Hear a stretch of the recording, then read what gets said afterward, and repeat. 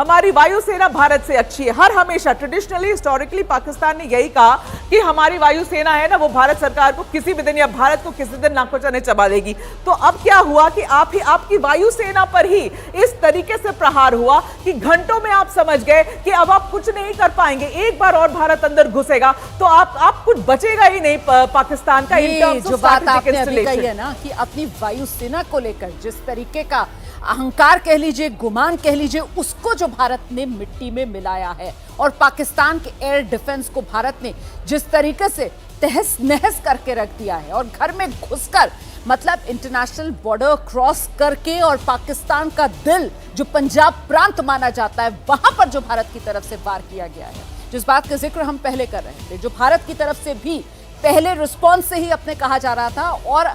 हर बार इस बात को दोहराया गया कि साहब हम सिर्फ आतंकवाद के खिलाफ लड़ाई लड़ रहे हैं। हमारी लड़ाई सैन्य ठिकानों पर निशाना बनाने या फिर जो रिहायशी इलाके हैं या पाकिस्तान के जो नागरिक हैं उनके साथ कतई नहीं है। हमने सिर्फ और सिर्फ रिस्पॉन्ड किया और बाद में भी जब एयर बेसिस को हमने निशाना बनाया, जब पाकिस्तान के रडार सिस्टम्स को हमने निशाना बनाया, वो हम जवाब दे रहे थे पाकिस्तान की हिमाकत का, क्योंकि पाकिस्तान किस कोशिश में था, वो ड्रोन उड़ा रहा था, वो हमारी तरफ मिसाइल दागने की कोशिश कर रहा था, लेकिन पाकिस्तान को हर बार मुंह की खानी पड़ी। इसका जिक्र भी बार बार सेना की तरफ से किया गया। विशाल का मैं रुख करूंगी और विशाल, यही वो संदेश है आज जिसको उभारेंगे, इस बात को भी उभारेंगे प्रधानमंत्री नरेंद्र मोदी कि ये नया भारत है, ये मजबूत भारत है। इस भारत का एयर डिफेंस सिस्टम ऐसा है कि आप उसको भेद नहीं सकते, वो नामुमकिन है, जो आज डीजीएमओ की प्रेस ब्रीफ में भी हमने देखा। और इसके पीछे जो वजह है कि 10 साल से नरेंद्र मोदी की इस देश में सरकार है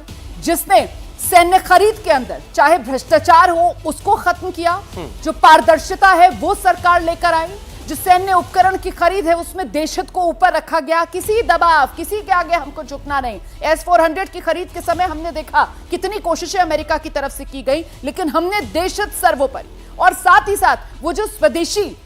रक्षा मैन्युफैक्चरिंग को लेकर भारत ने मजबूती से कदम आगे बढ़ाए। तो एक बार फिर से वो 10 साल में ये भारत कितना मजबूत हुआ है सैन्य क्षेत्र में, उसकी भी तो मिसाल सामने है ना इस ऑपरेशन सिंदूर के जरिए। बिल्कुल रोमाना, और प्रधानमंत्री नरेंद्र मोदी यहां पर ये बताएंगे, क्योंकि आप देखिए जो भारत की तरफ से ऑपरेशन सिंदूर किया गया वो सफल रहा, पाकिस्तान उसे नहीं रोक पाया। जबकि चाहे वो सर्जिकल स्ट्राइक भारत की तरफ से की गई हो, एयर स्ट्राइक भारत की तरफ से की गई हो, इन दोनों के बाद पाकिस्तान को इस बात का अंदाजा 100% रहा होगा कि पहलगाम के आतंकी हमले के बाद भारत जवाब जरूर देगा, भारत आतंकी केंद्रों पर हमला जरूर करेगा। तो इस रिपोर्ट्स के बाद भी पाकिस्तान हमारे हमलों को नहीं रोक पाया। तो यह बताता है कि भारत की सेना, भारतीय जो हमारे हथियार हैं वो कितने मजबूत हैं। उन्होंने पूरी तरह से पाकिस्तान के सारे रडार सिस्टम को ध्वस्त करते हुए उन आतंकी ठिकानों को निशाना बनाया जहां से पहलगाम के आतंकी हमले को कराने की साजिश रची गई थी, प्लानिंग की गई थी।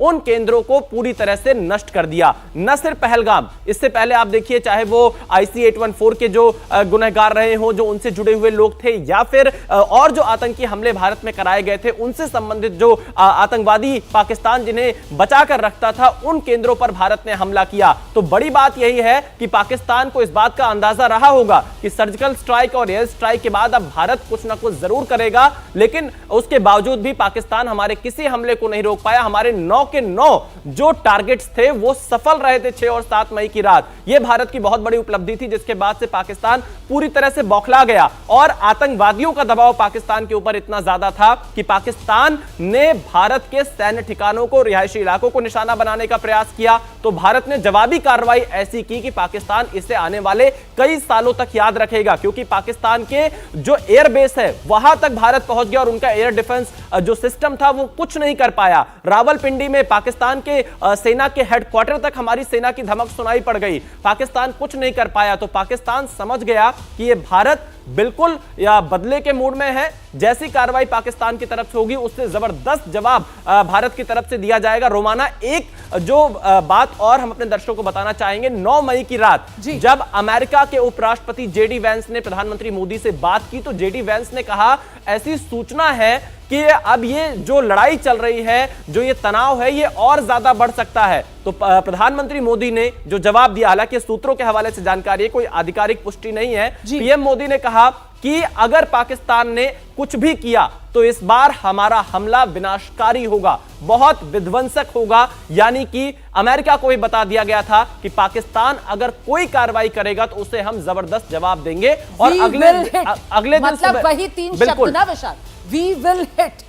जवाब देंगे और जवाब मुंह तोड़ देंगे। यह संदेश भारत की तरफ से बार बार दिया जा रहा था और दुनिया में जिन देशों को पाकिस्तान अपनी ढाल बनाकर अपनी पैरवी कराने के लिए भारत के सामने लाकर खड़ा कर रहा था, उन देशों से भी भारत जो है वो बिल्कुल दो टूक अंदाज में बात कर रहा था। क्योंकि आप जानते हैं कि देश में जो सरकार है, जो नेतृत्व है, उसकी नीति बिल्कुल साफ है, इंडिया फर्स्ट, देश हित सर्वोपरि। और यही वो नीति है जिसको लेकर हम आगे बढ़ते हैं। और ऐसे में वो जिस तरीके का कुछ कंफ्यूजन फैला, क्योंकि वो अमेरिका के जो राष्ट्रपति हैं मेघा, डोनाल्ड ट्रंप साहब, और वो किस तरीके के बड़बोले नेता के तौर पर उनकी एक अपनी छवि है, और जिस तरीके का क्रेडिट वो दोबारा से राष्ट्रपति चुने जाने से पहले ही अपने लिए लेने की कोशिश कर रहे थे कि साहब मैं सत्ता में आऊंगा अमेरिका की, मैं रुकवा कर दिखाऊंगा आपको रूस यूक्रेन के बीच में युद्ध, मैं आपको गाजा और इजराइल का समाधान करके दिखाऊंगा। तो यहां पर एक वो उनकी कोशिश और उससे जो कुछ भ्रम फैला, आज प्रधानमंत्री नरेंद्र मोदी का जब ये देश के नाम संदेश रात 8 बजे होगा मेघा,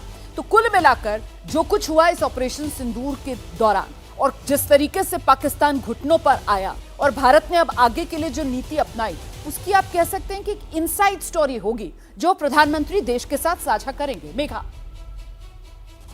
रुमाना कि आपने चलिए बड़ी अच्छी बात कही कि प्रेसिडेंट ट्रंप ने जिस तरीके से ट्वीट किया और ऐसे समय पे ट्वीट किया जब ना तो भारत सरकार ना पाकिस्तान की सरकार के तरफ से कोई भी औपचारिक स्टेटमेंट आई थी। अब समझिए क्या हो रहा था।